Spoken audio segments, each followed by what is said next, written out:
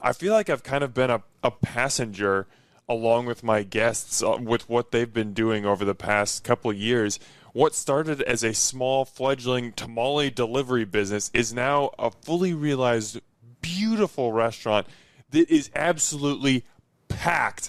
Of course, I'm talking about Masa Luna.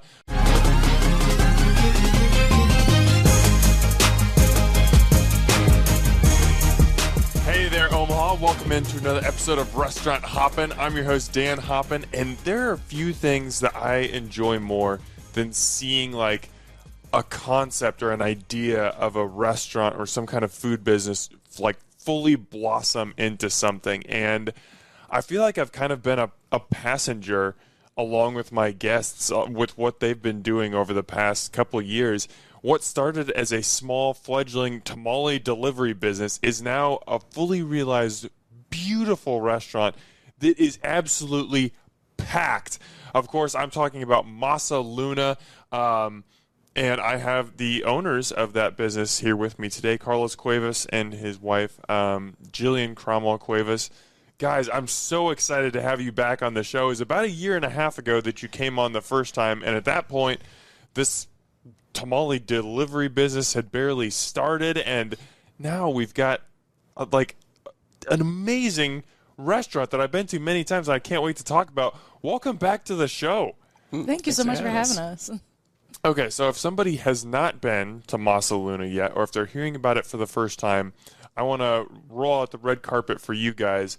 How would you describe the restaurant and the food, the atmosphere? What is the experience like there? Yeah, I think it's a late night, vibey, authentic-ish Mexican place.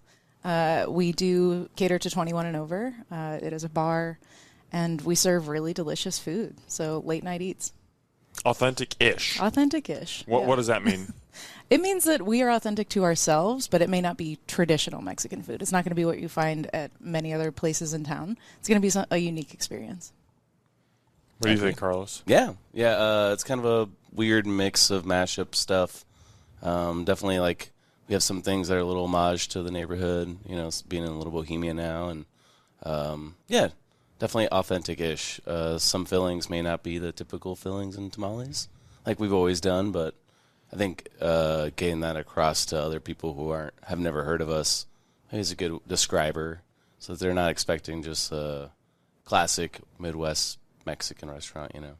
Are you guys saying that we're not going to find pierogies and focaccia bread at most Mexican restaurants? You know, that's not a thing? When you find it, let us know. Yeah, absolutely. It should be, based off what you guys are making.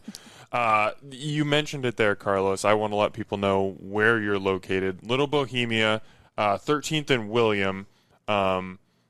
Just right kind of on that main drag in Little Bohemia, just outside downtown. Beautiful restaurant. You can't miss it. I want to give you guys an opportunity to give a shout out to another couple right off the bat, because we're going to go into so much of what has made you guys successful, but I think a huge part of it is Noah and Katie Mock. Carlos, you led the kitchen at Night Owl for many years, and you've even got your Night Owl sweatshirt on today. That establishment and Fizzy's Fountain and Liquors, which is now your neighbor down in Little Bohemia, also owned by Noah and Katie. As you're opening a restaurant for the first time and you're figuring all this stuff out, how important was their support, and what did they mean to you during this whole process? I mean, it was, they were super important. Like, they definitely helped, like, every aspect, from just picking, like, the building to deciding what the concept, how it's going to look inside, the feel, the vibe. That was very important for them. Building the cocktail menu, building the regular menu with them. Like, they were there every step of the way, and we could have never done it without them. Quite literally, could not have done it without them. Like, they know the business, they're incredible operators, they know contractors, like, they just have all of these relationships, and they have the experience and the breadth of knowledge to be able to guide us through this. We could not have done it without them. Now, if someone's been to Night Owls or to Fizzy's, they can go to Masa Luna, and they're going to notice there are some similarities here. There are the campy movies, being projected up on the screens. There's like you mentioned, Jillian, it's a 21 plus establishment. There's going to be a really creative cocktail menu. But as you're conceptualizing this restaurant and deciding what it's going to be, how did you not only borrow from some of the things that made Night Owl and Fizzy's really successful, but decide, here's how we're going to make Masa Luna its own thing and give it its own personality? Yeah, I think that kind of happened organically. We didn't really set out to make something so unique from Fizzy's and Night Owl, because I think they have recipes that work really, really well, especially in Omaha. I think the city craves those type of establishments, and I think they do it very well. So we had hoped, I think, be a little bit more like Night Owl, like a vibey, dark bar. But we also, Carlos is an incredible chef, and so we really wanted to highlight the food. So we do lean a little bit heavier on the restaurant vibe, but it is kind of a unique blend of both.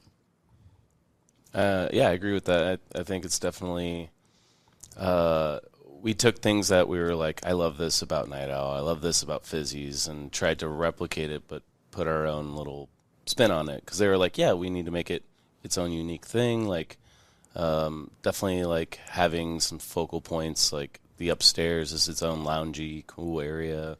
The fireplace is just kind of a fun, like, focal point when you come in. There's just like little things that were like hand-picked and catered to where we're like, this will set us apart, but still feel in the same, like, sister restaurant kind of bar area, you know? Mm-hmm. So yeah, same universe. Same universe, yeah.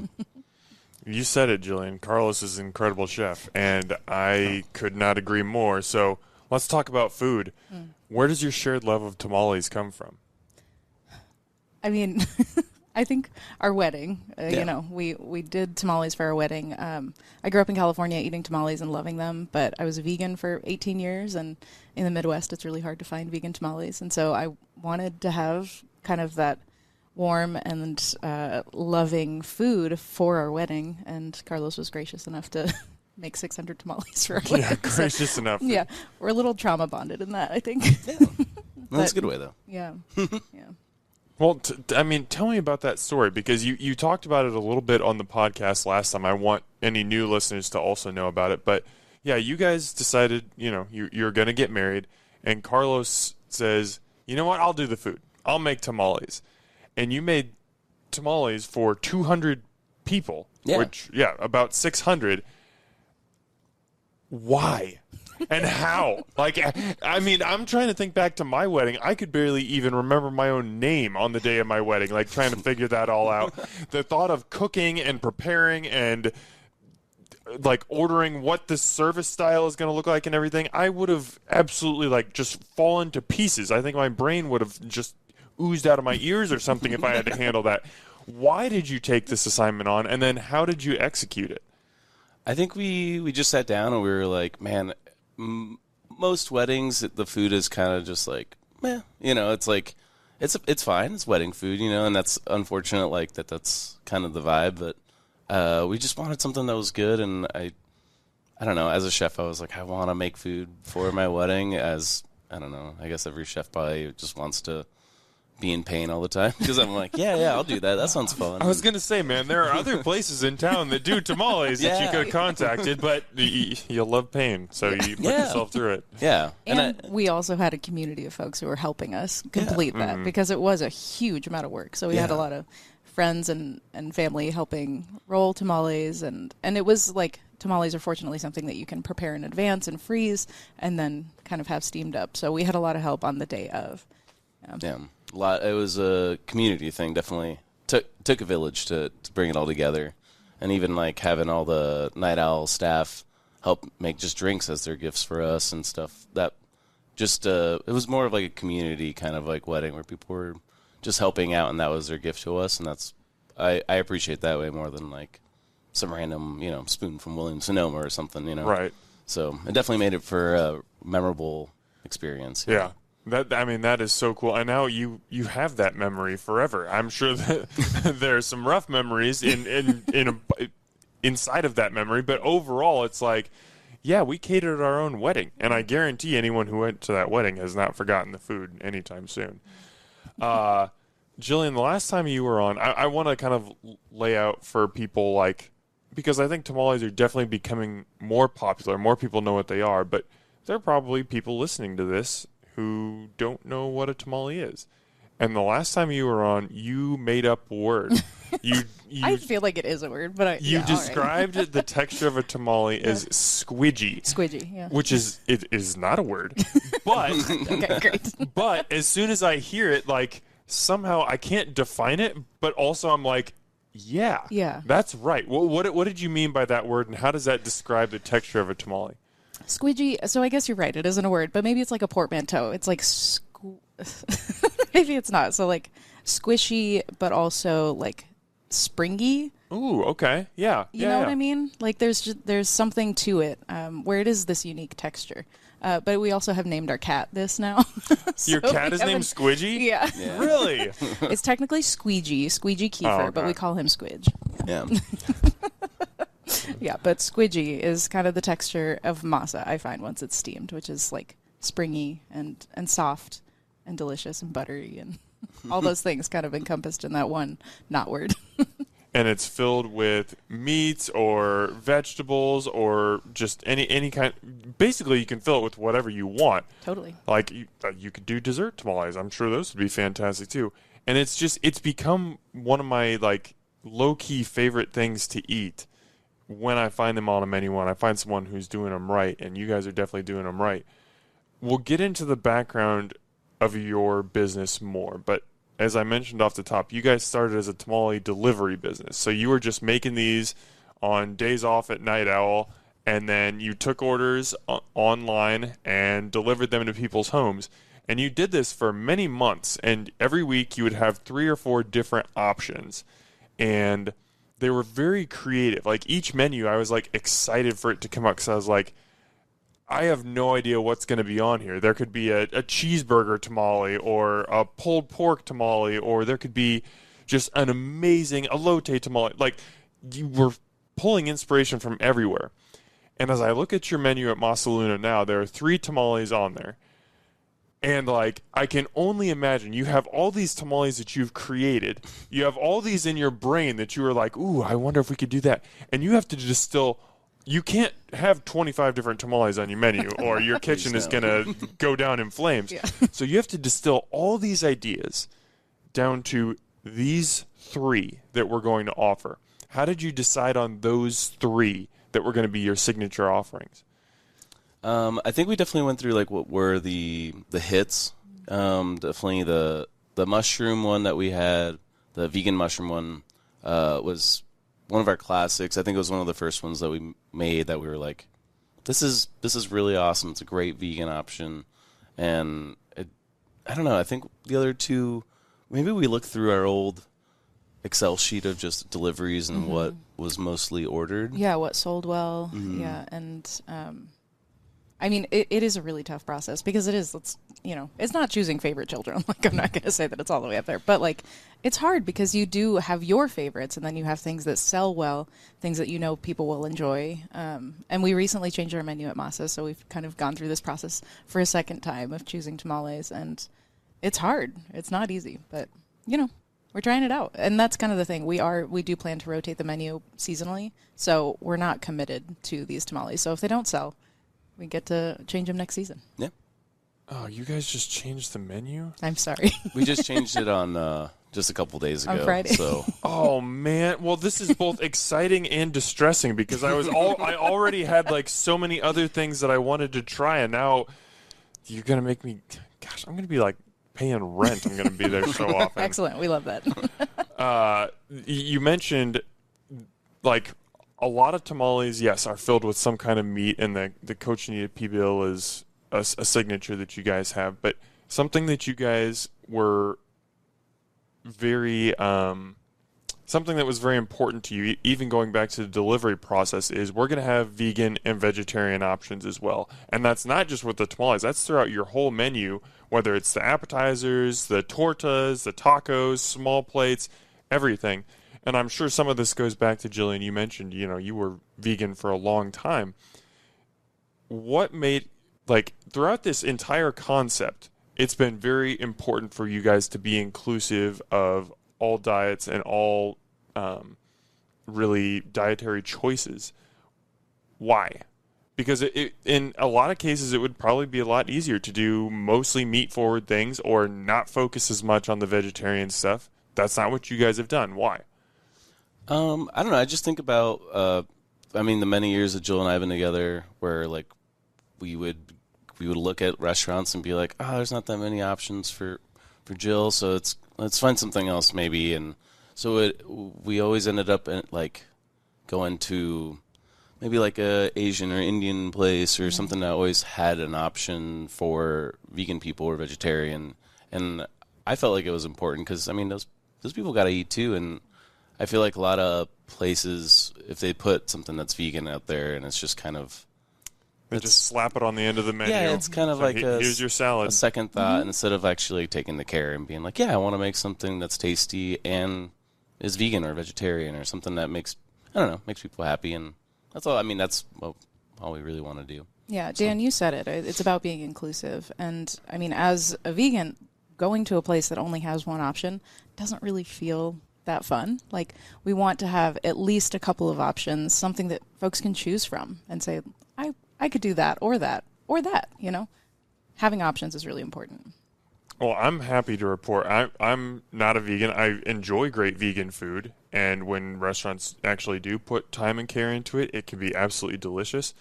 Your vegan torta with the breaded oyster mushrooms is, after the tamales, the second favorite thing that I've eaten there.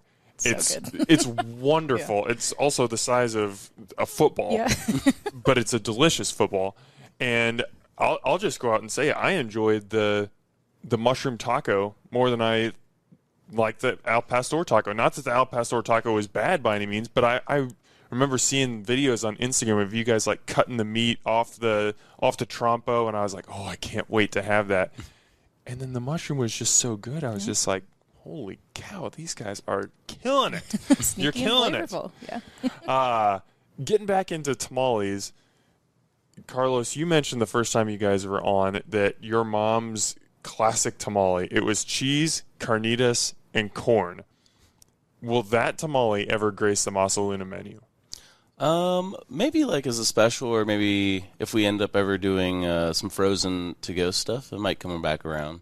But I think I definitely have I have a long list of the ones where I'm like, maybe I'll do this one first or that, just because I want to do something different, and I feel very attached to that one. But yeah, it might come out later down the road, But yeah, playing it tight. Yeah, playing it tight. Fair enough. You're giving people a reason to follow you on social media and to monitor the website, because if there's going to be seasonal changes, you could find a new tamale 3 or 4 times a year potentially. Oh yeah. What I love about your menu is, yes, there are a lot of dishes that are pretty traditional-ish to Mexican food, and then there are some that are just like total fusion curveballs. Like, I'm thinking the pierogi pierogis, which are basically dumplings that are fried, but they're stuffed with chorizo and potatoes and have salsa macha on the top. Wonderful. The masa focaccia is like smashing Mexican and Italian food together in just a beautiful way. It's fun for me as a diner to see you pull those dishes off successfully, because I think fusion food is like such a thin tightrope where if you walk it well, it is awesome. But if you just stray a little too far, like to one cuisine, and don't have that balance, it just kind of becomes this confusing mashup of food that doesn't really make sense. For you guys, when you're creating fusion dishes, how do you walk that tightrope so well and balance the two flavors so you're paying respect to both cuisines? I want to say probably like try and keep it to a base where you're like, it's going to be Mexican themed, or it's going to have like those great Mexican ingredients, but then like be fun and creative. And I think always just having that being fun kind of creativeness pushes it along to, find something cool or different that you wouldn't think of. Like my sous chef Christian, he's the one that came up with the masa focaccia, And he was like, oh, I've been working on this weird starter with just half masa and half sourdough, and he's just like, I don't know what to do. And then he like has done a bunch of different things, and he's like, I think I'm just going to keep it simple. And I think that's pretty, it tastes amazing, and he does a really good job with it. But yeah, I think maybe keeping it simple too is also a really good guideline for riding that line of fusion, you know. Keeping it simple and playing to your experience too, because the pierogies were something that we used to do at Farnham House when we worked there, which was a throwback many years ago. But we knew how to do them. Well, you knew how to do them. I was front of house, but in the back of house. You knew how to do them really well. And we still have Chris, who's making our pierogies, who is another Farnham House alum. So again, I think calling on that community too, and the folks who really know what they're doing, and they have this depth of knowledge. Yeah, we have a really awesome group of our front team and is back of house is incredible. Awesome. Yeah, we're so lucky. How do you find great people? I mean, you've mentioned it. Some of it is teammates and coworkers from past experiences, but how do you build out that team? I mean, it's one thing to have a great vision for a restaurant. It's one thing to have a great chef who can conceptualize and come up with great dishes and a great front of house, but you have to have those people around you. Because me as a diner, if I come into the restaurant, there's a very little chance that I'm going to interact with the chef or even, the general manager or the front of house. Like, it's going to be other people who are creating my food and serving it to me and interacting with me. How do you find the right people and create that great team? I think we've been very lucky. Yeah. I think we have these titans, Katie and Noah, and so I think their allure helped to draw in folks who are kind of in the know in the industry. So we had that going for us. But aside from that, we've just been really lucky, I think. And yeah, the folks that we have are so passionate and so excited about what we're doing. And I think the culture that we've created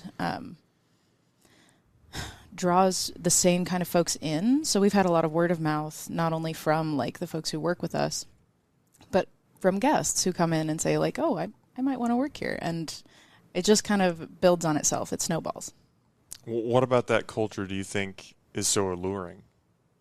I mean, mutual respect, understanding, fun. I think we have a lot of fun at work. letting people be creative, Yeah. letting people do what they want to. I have a great idea. Please, I'm fully supported. I want to see this blossom into something cool, Yeah, understanding that we don't know everything. We're new to this, and we want everybody's input. I love that you have that attitude, and maybe it's easier for you guys because you're new restaurant owners, but it's got to be difficult too because this is your place. You've worked so hard for this. This is yours now. How do you keep that just that attitude of, what's the word I'm looking for? Humility, I guess, to say, yeah, we have our restaurant, this is our place, but we're going to continue to listen to other people. We're going to be very inclusive as owners, whereas this is the first time in your career where you can kind of start putting your stamp on stuff and say, nope, this is how we're going to do this, this is how we're going to do this. And I'm sure you have to do that in some respects. But how do you keep that, just that kind of open culture where people feel free to speak into things? I think the people that we have surrounding us, working with us, they kind of understand the vision. So if they want to try something or they are, there's a lot of passion I can feel and creativity. So it's why not let people do what they want to do? And if it works out, that's awesome. And if it doesn't, then we just keep trying. And I was always given an opportunity when I was working with Noah. He's like, yeah, do whatever you want. Be creative, be fun. And so I just want to have that same vibe for everyone else. I don't know. Yeah. It pushes people, to push themselves. Yeah, we trust our staff. They have a ton of experience. And there sure is a little bit of a balance of where we have to say, no, this is what the concept is. However, within that, do what you like to do. And I think we've also worked for places where they've leaned a little more the other way and had kind of an authoritarian attitude about what they want in their concept. And that it's just not fun. It's not the same. Yeah. We've learned a lot, and we know what we want to create, and it's trust and inclusivity and just a great place to be. And I think that's so important, especially in the restaurant industry where, and I guess I should really be saying hospitality because you guys are more than a restaurant. You're a bar as well. And I want to talk about cocktails too. But turnover it tends to be very high. And a lot of that is because it's a high pressure situation where you're having to dedicate a huge part of your life to this job. You are working nights, you're working weekends, you're working holidays, you're away from your family and friends at the time when most people are gathering with family and friends. So if your job sucks and you feel like you're being talked down to, you're just like, okay, well, I don't want to be here. I'm going to find the next place. So I think it's really, you can tell as a diner when you walk into a restaurant and there's a place where the employees feel respected, they feel cared for. You see them time and time again, the way that they interact with people, not only yourself, but the different tables. You're just like, there's something different here.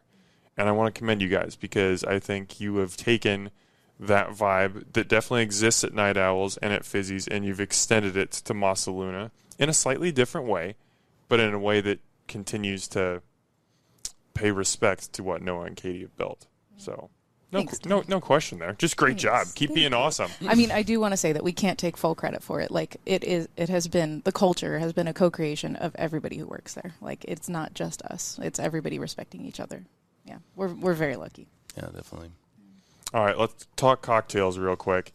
If somebody looks over your cocktail menu, they're going to see a lot of variations on drinks that they expect. An old-fashioned, a Manhattan, Paloma, things along those lines.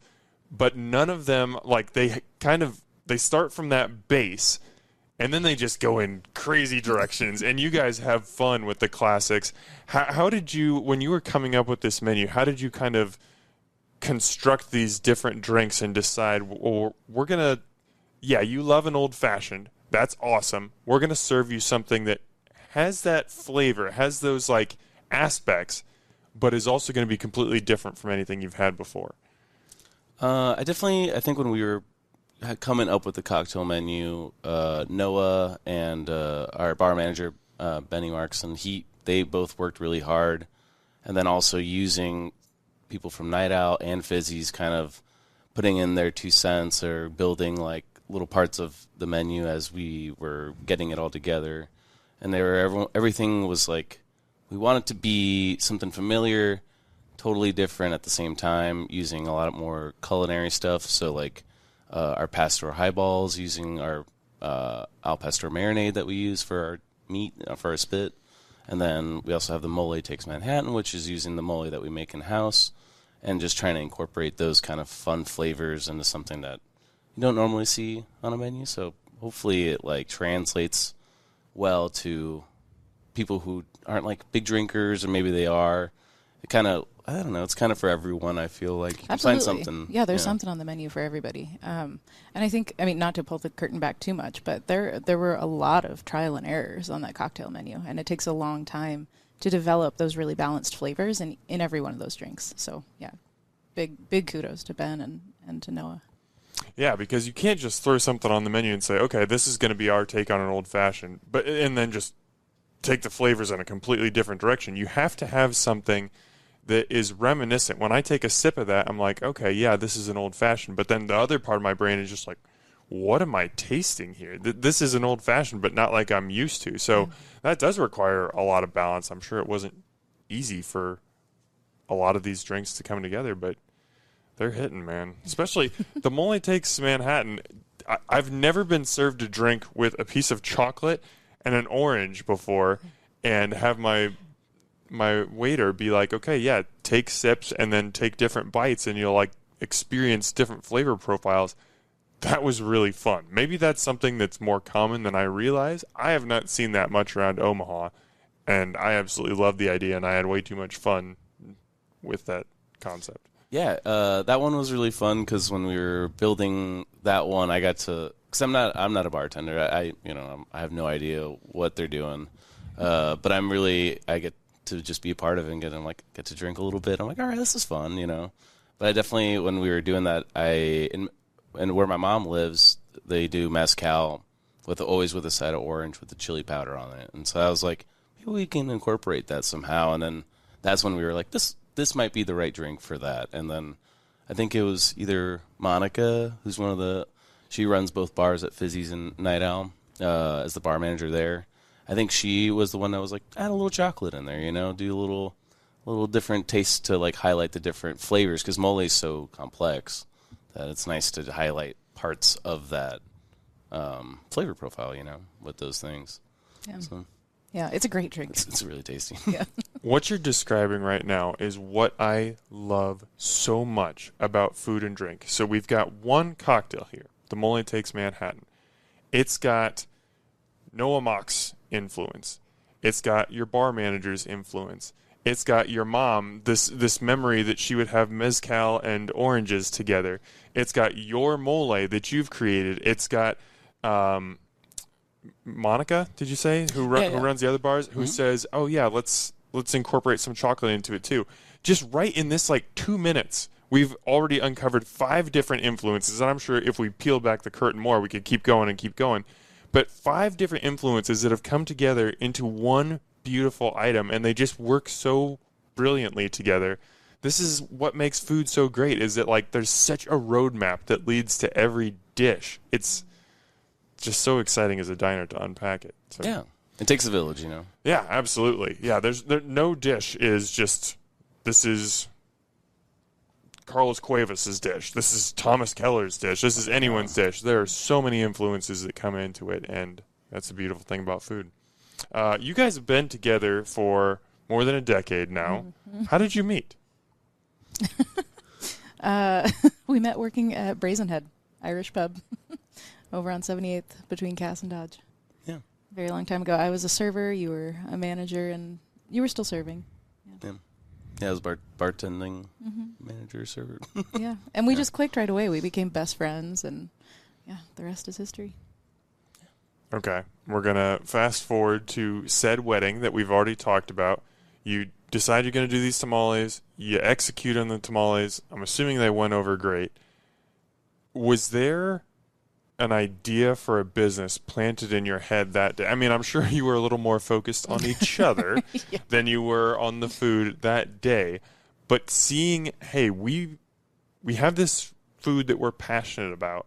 We were able to execute it at a grand scale and create something that could be frozen and then reheated. We pulled this off. Is there a business idea? Was there something planted that day?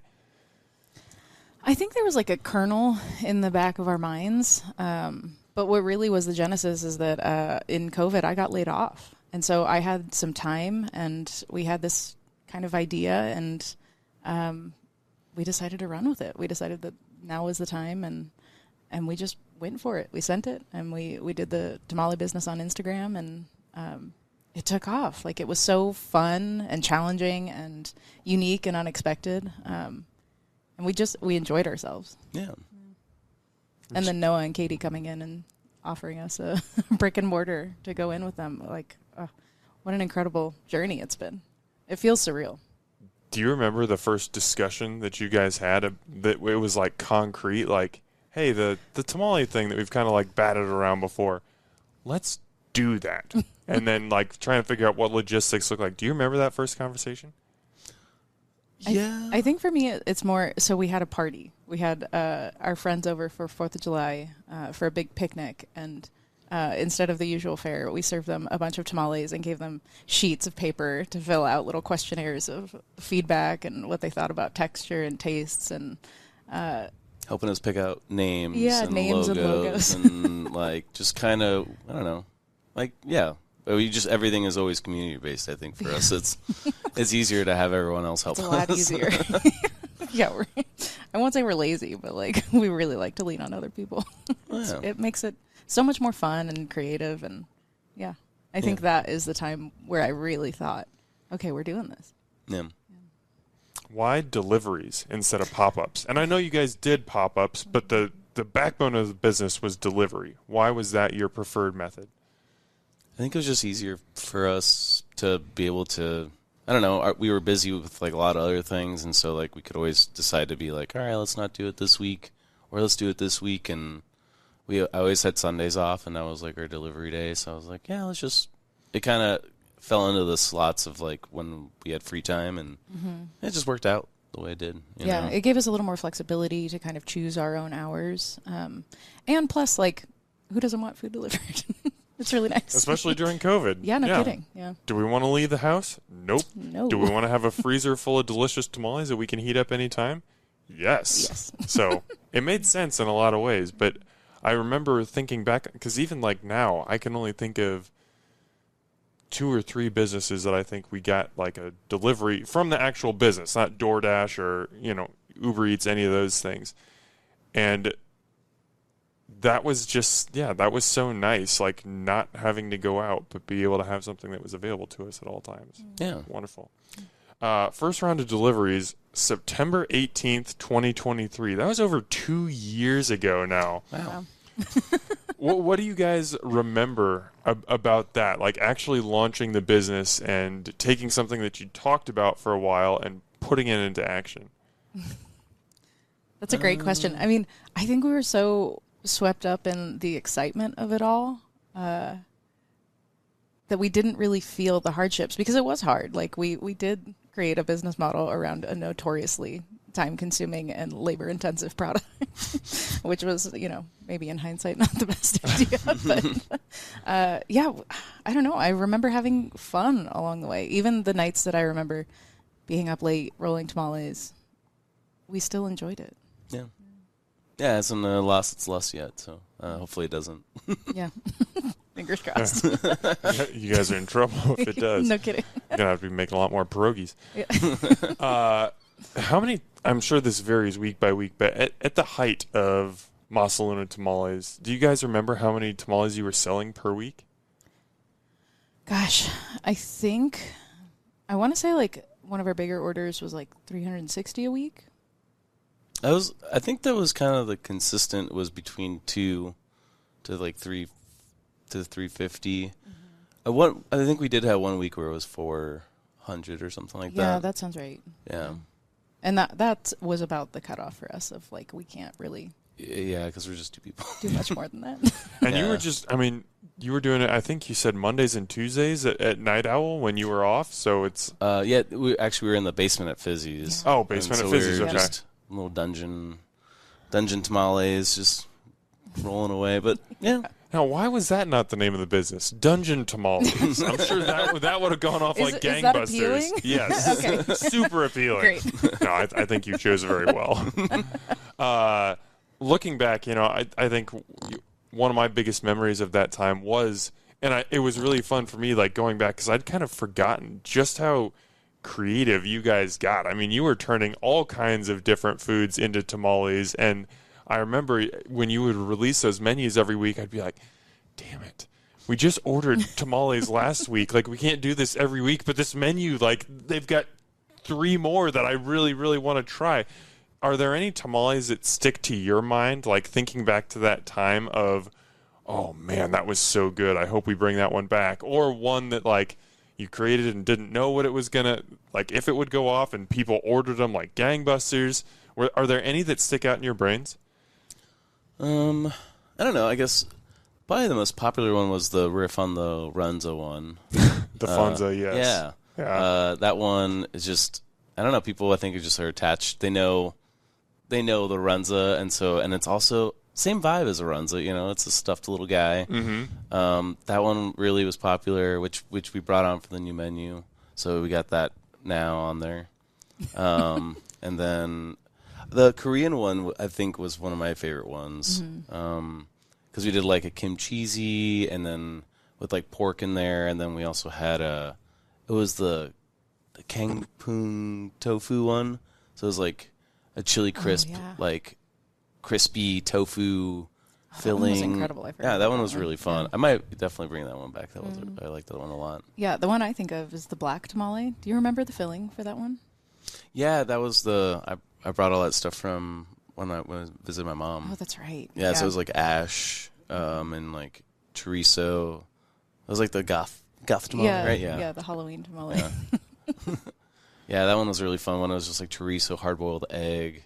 And Yucatan, they make this like paste with just like burnt like tomatoes, onions, and garlic. And so that was like the base of it. So it's kind of like got a little spice to it, and like it's really cool looking, and it's like a fun ingredient you don't really see very often. So, yeah. I know that you guys, the delivery method gave you an opportunity to, like have a little bit more flexibility in your schedule, be able to work around it. I remember there were a couple times where you guys like took a vacation or something and you'd post like, hey, no tamales this week. We're celebrating our honeymoon or something like that. It's like, oh, awesome. That's fantastic. You can't normally do that with a restaurant, or it's a lot more difficult to do. But on November 26th of 2023, you guys had your first plated service. This was at Fizzy's. You were still more than a year away from announcing that you'd have a brick and mortar eventually. But what was that service like for you? Like being able to envision what this thing might look like if it were a restaurant. That's really funny. I have a terrible memory of that service because I think that was the first time that I realized, like, oh, this is way bigger than I thought it would be. Like, way more popular, way more, frankly, work. That service, I tried to help Carlos in the kitchen, and it was an unmitigated disaster. I am not a kitchen gal. I will happily stay in the front of house. I just don't have the brain for it. I mean, notoriously on the pass and the line, like, it is really, really difficult to have this mental list of everything you have going. I still don't know how Carlos does it, but I tried to help that day, and it was a total disaster. However, all the food came out, and I think folks were really happy with it. And I think we just went through so much food, and it made me realize that A, there's a market for it. B, we could do it. Like, if we really had planned for it and prepared and had not me in the kitchen, like we could do it. Yeah. How did you feel about that day? I thought it went great. I had a wonderful time. Yeah, I had a good time. I mean, you had your like a little moment where it was a lot, but it's okay. That just happens in the kitchen. So that little moment of 3 hours. It was 3 hours. That's fine. So about a year later, December 6th, 2024, that's when you guys, at least on social media, announced that you would be opening a brick and mortar. When did those conversations first start to happen? It was a couple, maybe like 4 or 5 months before that, right? Mm-hmm. Yeah. Noah and Katie just sat me down. I thought I was in trouble. I was like, oh no. And they're like, yeah, we just want to see if you're interested in opening a business. The Muchachos had just recently closed down, maybe like a couple months before that. And I think it's the same people that own the building for Fizzy's on that building. And so they like reached out and were like, are you guys interested? And so I don't know. The reason that we like went in there, or like we're seriously considering it, was because like there's already kind of like a built space, like the kitchen was kind of already built out. And I mean, I don't know. I learned a lot while we were opening, but I didn't know at the time like how intense things were and how great opportunity it was to have already these things built in.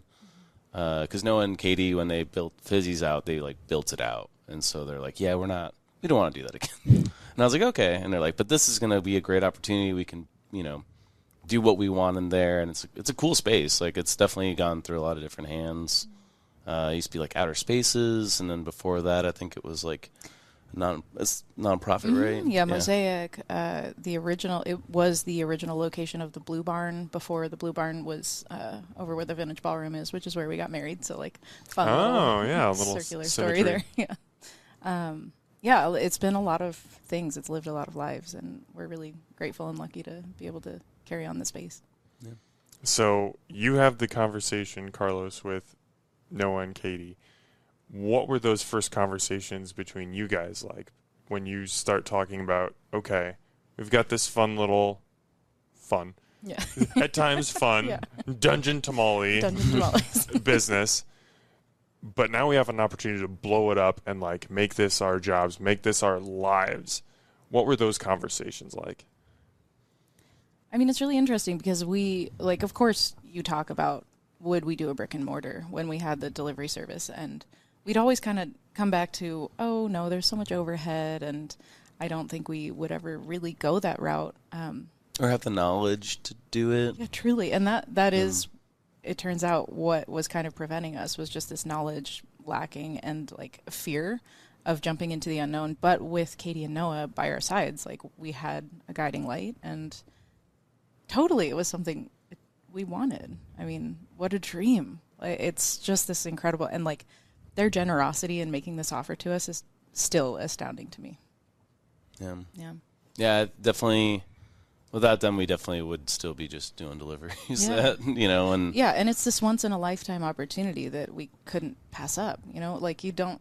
It's one of those things that, like, if you say no to this, it's not coming around again. I think we were driving. We had like a meeting at their house, and we're driving home, and we're like, "So, do you want to do it? Do you not want to do it?" And it's like, why not? I guess why not? I think we're still young enough. We could. The time's gonna pass anyway. Might as well do something with it. Yeah, it was kind of just a no-brainer. I think at the end of the day, we were just like, we just got to do it. And I think it's been really fun road. It was fascinating. In preparation for this, I went back and rewatched our first episode that we did together. And again, that was about a year and a half ago. I think it was May or March of 2024, somewhere in there. And I asked you guys, well, what's the future of Masa Luna?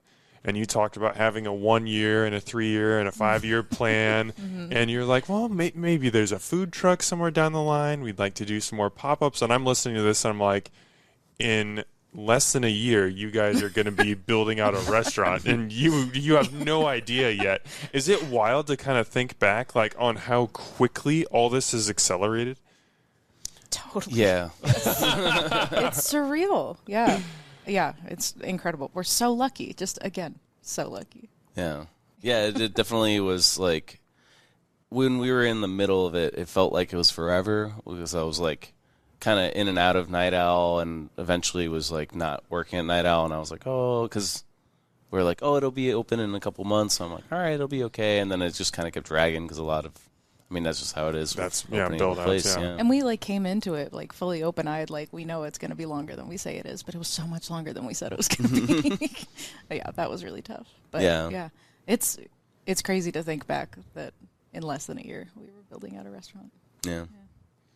You guys have talked so much in this episode about the things that you didn't know, and how much you leaned on Noah and Katie and other people in the industry, your team around you. What do you think were some of the most important things that you learned as you opened this restaurant? Patience, for sure. Yeah. Yeah. I second that. Yeah. Patience with like just everything, like the building out, or the building of the menus, or the like finding people, patience with like teaching people things, learning new things. Like we're new to this, so we're still also like just being patient with ourselves, like learning. Yeah. I was just gonna say patience with ourselves. Like we learned so much in the first menu, and now in the transition to the second, and it's been a learning process, all of it. Yeah. What did you learn from the first menu? What not to do. I think there were just a couple of items on there that were a lot more prep heavy or a lot more line heavy than we would have liked, and they were slowing us down. And so I think this menu is a little more streamlined. We're able to get things out of the kitchen faster, because I think stuff was just getting clogged on the busy weekend nights. But building out a menu when you don't know what the restaurant or the clientele or how busy you'd be is kind of, because I was like, this is a great menu, and then I'm like, oh no, this is not going to work out if we want to. It's like we got to fix some things, and I think now it's feeling a little bit better now, for sure. Yeah, I think so too. And like conceptually, how long it takes to run food to the table right across from the pass versus all the way up to the mezzanine. Yeah. And how long that takes for people. Yeah, there's so much that we've learned. Yeah, definitely having our team where they're like, yeah, we should do this, take this off. What about changing this guy? And it's like, okay, cool. Yeah. Like, and they've been so patient with us too. Yeah. Yeah. Yeah, because we don't know what we're doing. Yeah, truly. But we've got Noah and Katie too. Yeah. Yeah. everybody's just been patient with us. You're making it work. Yeah, that's right. September 5th, 2025. That's opening night. What do you guys remember? What pops to the front of your brain? Gosh. Just a lot of familiar faces, I guess, is probably what I think is, I don't know, we just had a lot of people that helped us be there that night, and it was a really nice kind of full circle moment for me. Yeah. Yeah. I was kind of focused, unfortunately, more on a personal journey that I had this year. Really bad timing. I was diagnosed with cancer in February, and my last chemo was on September 10th. And so I was, anxious for it, looking forward to it, to just finally be done. But that coincided with the opening of the restaurant. And I'm so grateful that it did, because kind of right when I was done with chemo, I was able to then go full-time into Masa life, which is wild. What a time of transitions. I was going to say, how did you guys handle that as a couple? I mean, it's so much to just have one of those two, like, cornerstone things in your life. Oh, open a restaurant and survive cancer. To have them both kind of intersect at once, I cannot imagine. How did you guys support each other through that? Yeah, I think we're just there for each other. Yeah. Yeah. It was tough. However, again, I was lucky. It was Hodgkin's lymphoma, which is a very treatable cancer. We're in Omaha, which has incredible specialists. Shout out to the team at Nebraska Cancer Specialists. We just were lucky for a lot of reasons, and so it wasn't as, I guess, as tough of a road as I was expecting it to be. I really thought it was going to be like the movie cancer experience of like frail, bedridden, not able to do anything or move. And that just was not my experience. I was still able to do things and go to the gym and continue working. And I have a huge network of support around me. So many people in my life who love me and support me in so many ways. And I think that got both of us through. Yeah, definitely. The Jillapalooza thing was a nice thing. Everyone kind of came together for this big party fundraiser thing at Scriptown. It was great. It was just really nice to see everyone come out and like just be there to support us. And we've been supported like financially and with folks' time. Like just so many people really show up for us. And again, we're so lucky. Yeah.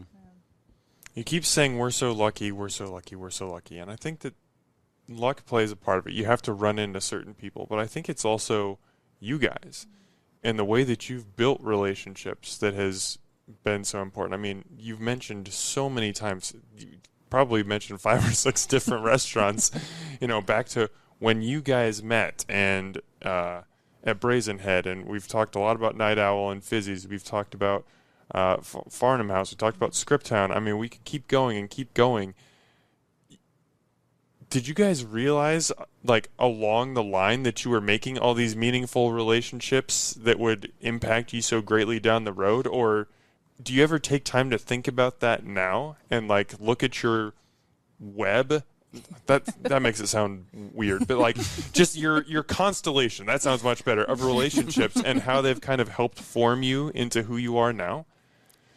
Yeah, I mean, I don't know. I think we're just very...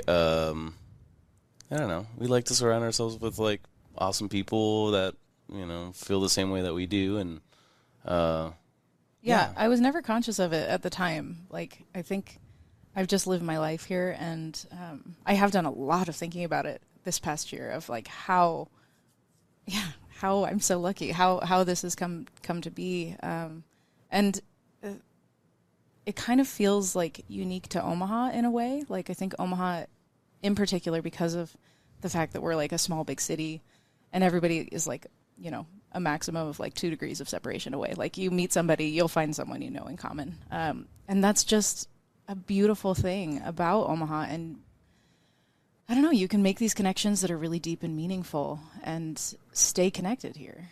And I think we've really seen the benefit of that. Yeah. Well, you use the word lucky, and yes, luck does play into it in some respect, I'm sure. But you guys are also, you're not going to say it about yourselves, but I can say it about you. You're great people. You're fun to be around. I mean, I have only interacted with you a couple times, and I'm just like, Carlos and Gillian are awesome. These are really, really good people. I can tell that they have good intentions. They want to make the people around them happy and enhance their lives. And they make damn good food. And that is exactly the type of restaurant, the type of business that I want to support. So you guys have been selling out. Every time I've been in, it's been absolutely packed. Sometimes maybe a little too packed, just based off how people are running around, but in a good way. And what I've loved is seeing diners are, I'm sure not everyone is patient, but the ones that I've seen have been patient because they're having a good time. They're willing to wait for the food because it's awesome. So people, if you haven't been to Masa Luna, please let this be your sign that you need to go. These are tremendous people. You're supporting them. You're having a great meal. You're having great cocktails. Like, what else do you want? Get out and have some tamales and have some really good food. Go have a better take on a runza than you'll ever get from a fast food establishment. No offense, Runza. I do love you. We love Runza. Yes, Runza is awesome. I'm not trying to say anything bad about Runza. I need to close this off before I offend more people. Gillian and Carlos, you are awesome. Thank you so much for taking the time to come on the podcast today and talk about this journey. I appreciate you guys so much. Thank you. Thank you so much for having us, Dan. Yeah, Thank appreciate you. the opportunity. And truly, like, you started this off by saying you've been a passenger on this journey. Like, you've taken the driving seat a couple of times. Like, truly, your influence has been such a huge part of our growth. So thank you. What little part I played in it, I am happy to say you're welcome for. Thanks, Dan. Omaha, as always, thanks for eating with us.